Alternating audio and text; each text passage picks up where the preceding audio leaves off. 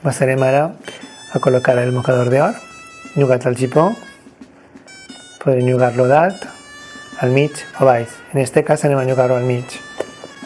Passem per baix. Fixeu-vos bé. Va per baix. Traiem la punteta del festó, les puntes.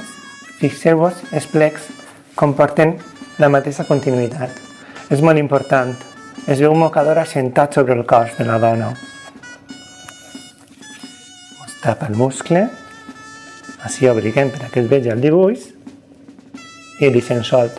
A continuació, agafem l'altra banda, si tires un poquet, mireu que fàcil, el mocador va al lloc, simplement apropar-lo. L'apropem.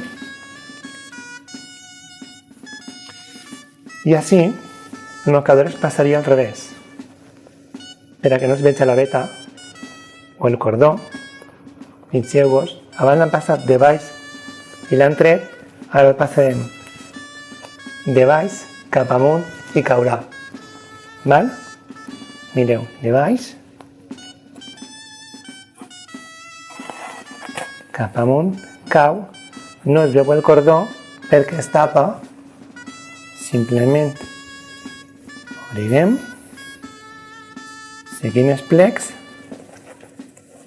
soltem un poquet que ens faci la barqueta de davant, no ens quede tès, i a continuació posarem una ulla de pit, poden ser de moltes maneres, en aquest cas anem a posar un coret, els pleguets, els veieu que queda estirat,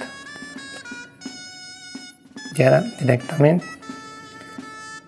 com us he dit, col·locarem la ulla, coret, o com vulgueu dir-ho, hi ha diverses versions i models, per a que no se mos obriga el mocador.